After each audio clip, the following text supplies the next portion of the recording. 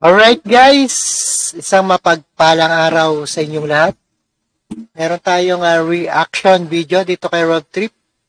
Nakalabas na ba ng bansa ang dating presidential spokesman, ayan, si Attorney Harry Roque.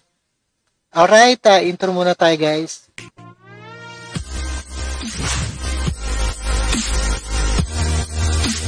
Alright guys, ang mapagpalang araw sa inyong lahat. At nakalabas na ba ng bansa si dating presidential spokesperson na si Attorney Harry Roque. At batay ito sa inihain ng niyang counter affidavit sa human trafficking charges kung saan notaryo at tatak ng Philippine Embassy sa Abu Dhabi. Alright? Panoorin po natin, and without further ado, let's watch UNTV. And in this particular case, the whereabouts of Attorney Harry Roque is unknown to us. Meron document na lumalabas that he's outside of the country. Nakalabas na ng bansa si dating presidential spokesperson Harry Roque ayon sa Department of Justice. Sa online press briefing naman kanina. Alright, samantala nais naman ng Department of Justice ipatawag itong si Harry Roque sa kanyang clarificatory hearing para malaman kung personal na nitong naipatupad ang isumuting dokumento. Alright? Let's get it on. Inamin din ng dating tagapagsalita ng Duterte administration na wala na siya sa Pilipinas. I am still outside the country. Ngunit kanina, inihain ng abogado ni Roque sa DOJ ang kanyang counter affidavit upang sagutin ang human trafficking charges na isinampa laban sa kanya. May kinalaman ito sa umani kaugnayan niya sa operasyon ng Philippine Offshore Gaming Operator o POGO sa Porac, Pampanga. Giit ng dating kalihim, walang basehan ng akusasyon sa kanya.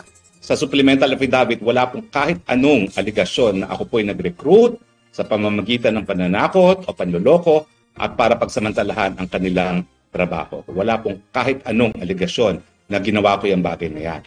Notaryado at may tatak mula sa Embahada ng Pilipinas sa Abu Dhabi ang kontrasalaysay ni Roque.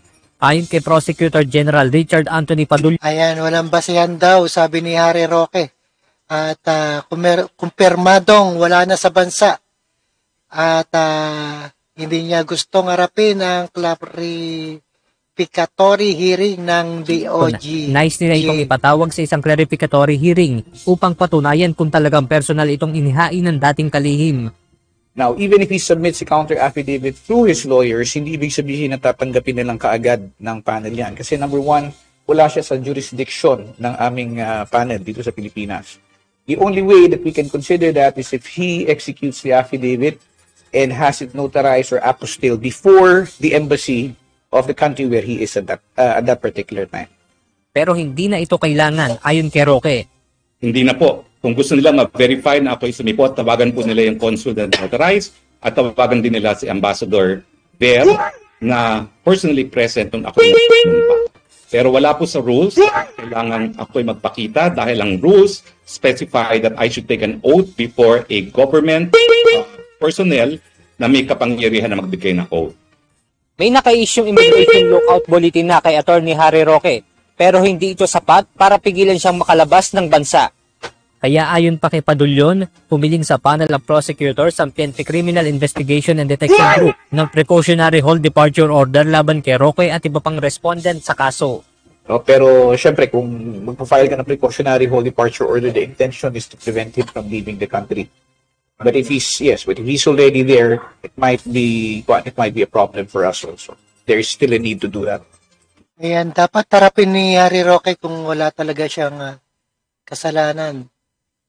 At ilabas ang dokumento. Kaugnay nito, nakahanda ang DOJ na makipagtulungan sa Bureau of Immigration upang alamin ang detalye kung kailan nakalabas ng bansa ang dating kalihim. Benedict Samson.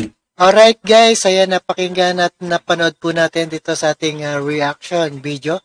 And don't forget to subscribe, Road Trip. And peace out sa inyong lahat. Thank you so much.